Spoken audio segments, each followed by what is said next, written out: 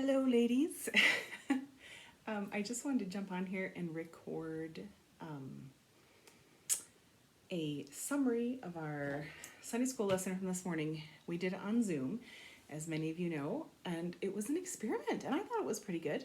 I enjoyed it. I really liked being able to see people and interact a little bit. Like, this is fine, but I'm basically just sitting in my bedroom talking to an iPad. So that's a little bit less interactive than the Zoom meeting was. A lot less interactive. That was really fun. Thank you to those who joined in. And I know there were quite a few who were just listening, not really talking or participating in that way. And I appreciate you guys being there too. I think that was great. One thing that I learned this afternoon, I had set the Zoom settings to record the meeting, I guess you call it, and that didn't work. There's a reason why it didn't work, but anyway, I didn't understand all of it at the time. So because I did it on a tablet, like on a mobile device, it didn't actually record it. So that was a bummer. But I did want to go ahead and post just a quick summary of the lesson from today, just for those who were not able to join in this morning, or maybe if you missed some of the scriptures or something and just want to watch it again, that would be fine. I had a couple people ask about it who were not able to be on there, and I just decided that since it didn't record, I would just do this real quick. We are doing our Singspiration tonight, so that's going to be fun. I'm looking forward to that. But we're talking about, in the lesson today, God's character quality of being omniscient, which just means he's all-knowing. He's the God of unlimited knowledge. I just have a couple scriptures. I'm going to try to go through this quickly for this. So I'm going to get right in. Job 37:16 talks about the wondrous works of him which is perfect in knowledge, talking about God. In this passage, it's asking Job, do you know the stuff that he knows, the one who is perfect in knowledge? A passage that we have been reading a lot in this series, several times we've been in Psalm 139, verses 1 through 4 say, O Lord, thou hast searched me and known me. Thou knowest my downsitting and mine uprising. Thou understandest my thought afar off. Thou compassest my path and my lying down, and art acquainted with all my ways. For there is not a word in my tongue, but lo, Lord, thou knowest it altogether. That chapter goes on and just talks about a lot of other qualities of God too, but it starts out with how he knows everything. There's nothing that he doesn't understand and he doesn't know, not even our thoughts. Psalm 147, verse 5 says, Great is our Lord and of great power.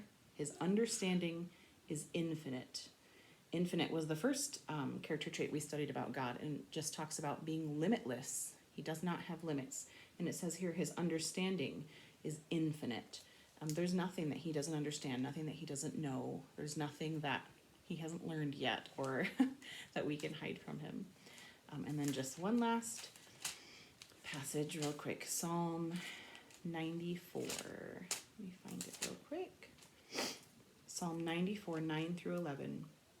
He that planted the ear, shall he not hear? He that formed the eye, shall he not see? He that chastiseth the heathen, shall not he correct? He that teacheth man knowledge, shall not he know? The Lord knoweth the thoughts of man. I like this because it points out the fact that he's the one who made the ear. Of course, he hears everything. He's the one who created the eye. He sees everything. And he is the one that made us able to know and to learn things.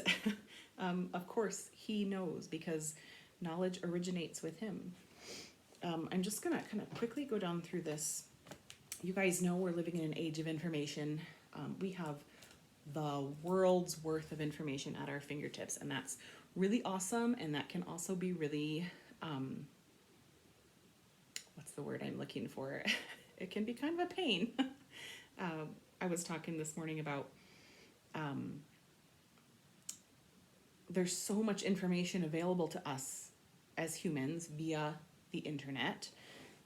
These days, it's so easy to get. It's just at the touch of a finger. You can get any sort of information you're looking for. But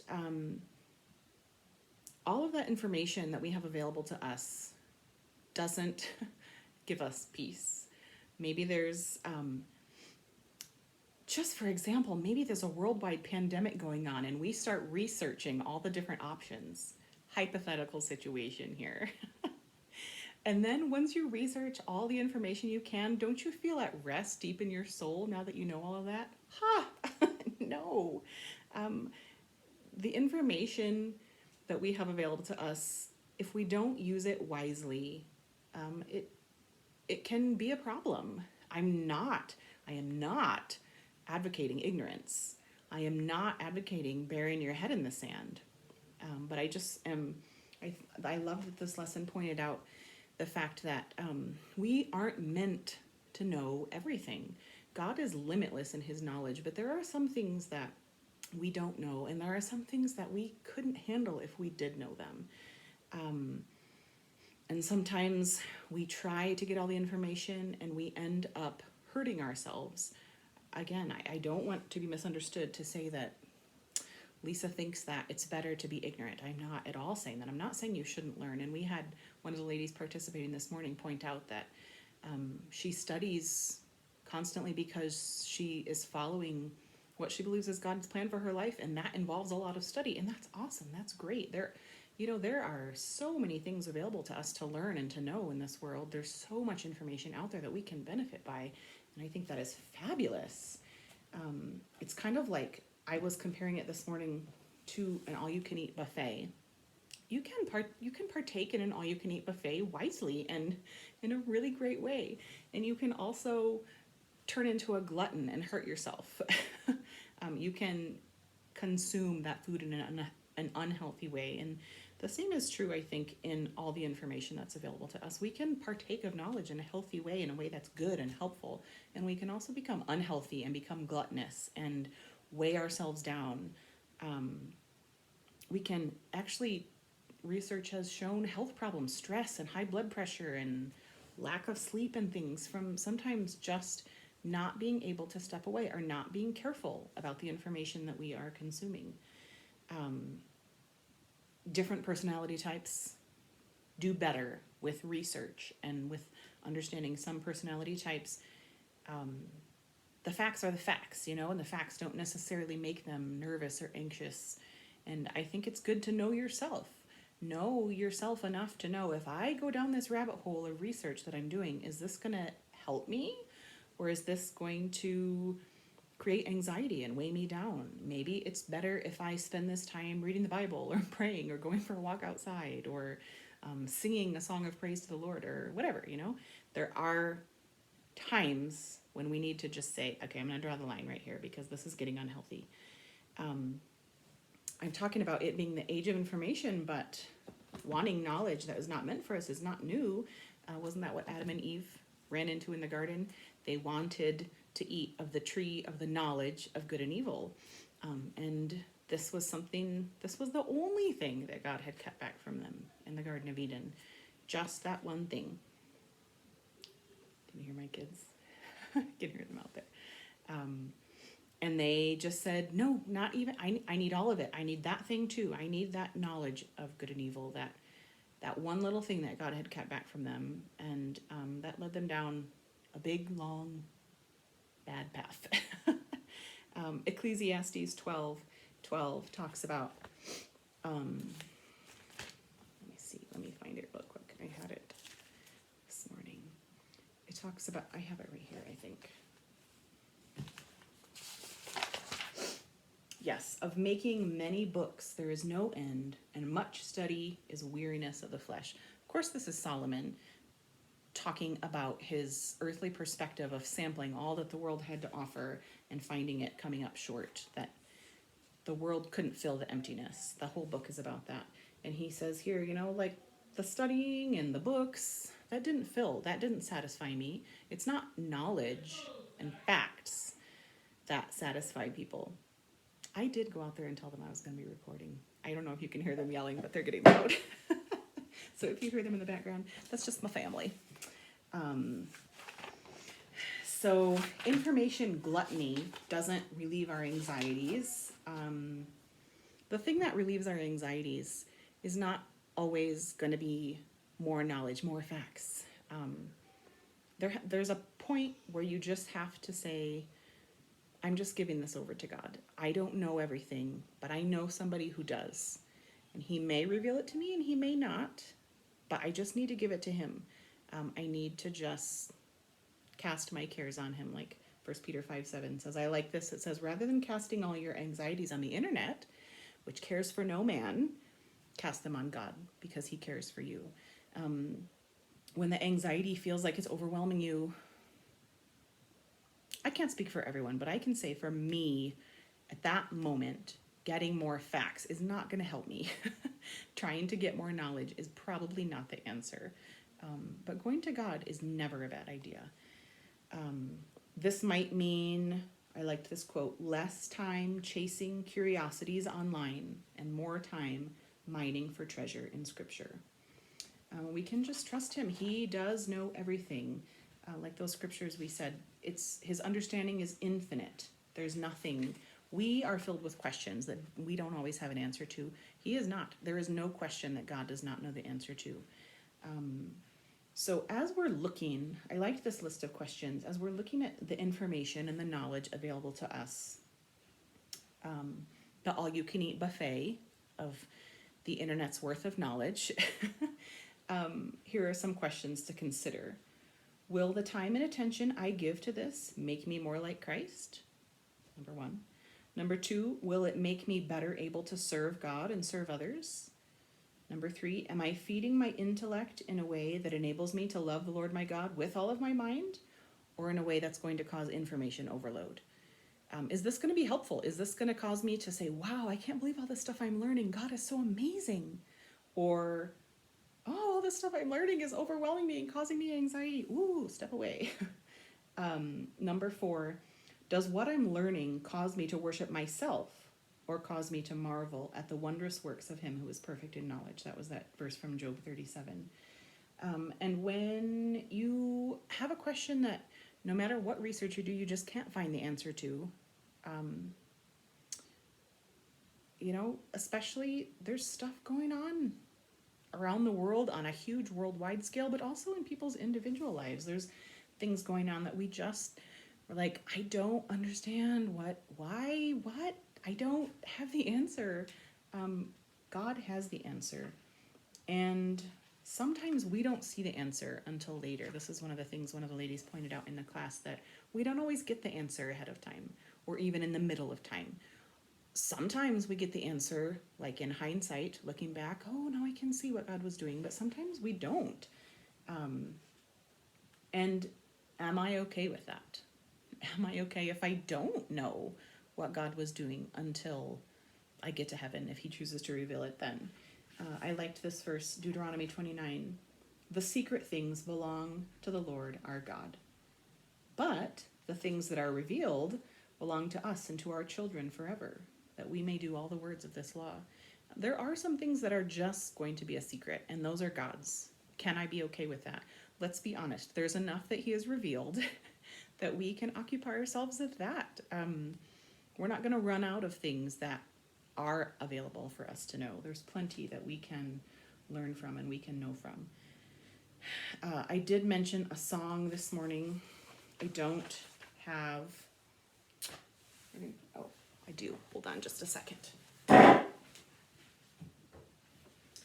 had it saved on my phone and I thought I didn't have it in here, but I just had to grab it. A song that was written just this past week by some musicians that I really enjoy their music, J.J. Heller, and I shared it on Facebook. If you're connected with me on Facebook, you probably saw it there. But it's called You Already Know.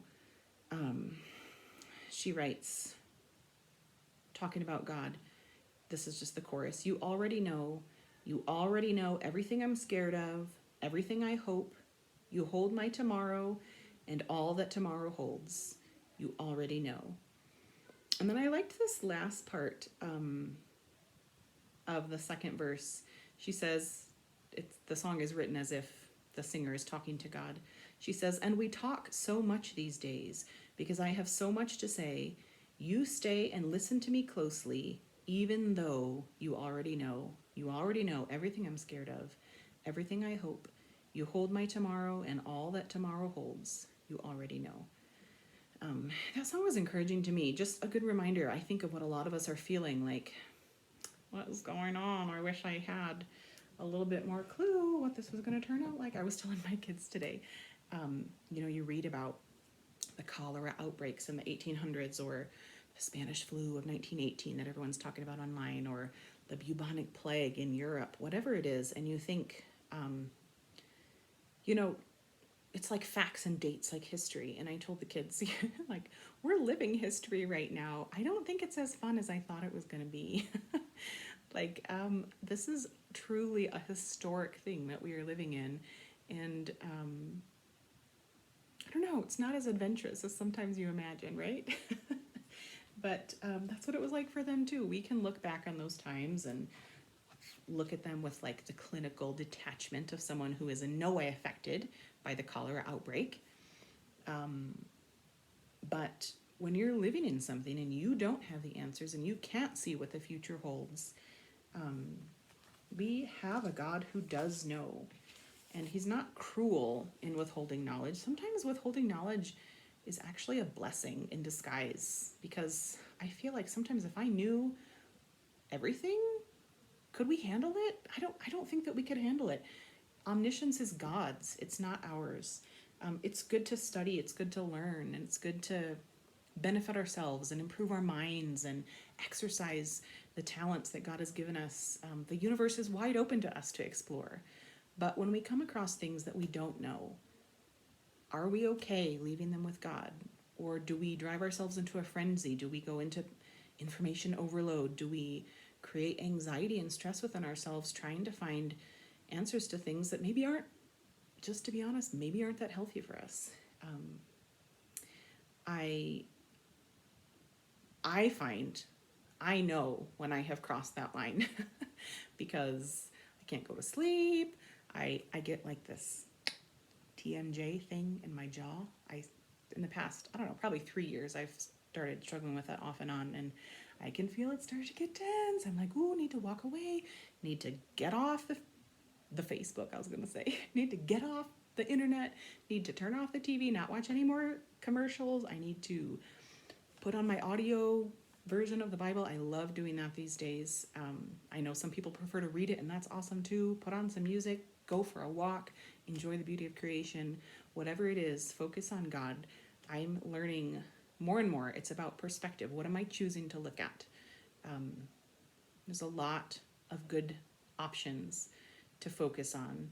And like in a camera, when you focus on one thing, the other stuff fades out a little bit. It's still there. It's not like I'm going into denial, or like I said in the beginning, I'm not saying you should bury your head in the sand, but you can choose to focus on God. You can choose to focus on the good, the true, the pure things that God has made available to us. So I hope this was an encouragement to you if you took the time to listen. I'm not even to 20 minutes yet this week, so that's quite a bit shorter than last week. But if you have any questions or any prayer requests or anything you just want to contact me about, please feel free to do that in the comments or on Facebook or wherever, and let us know if we can be a help to you in Santa Fe.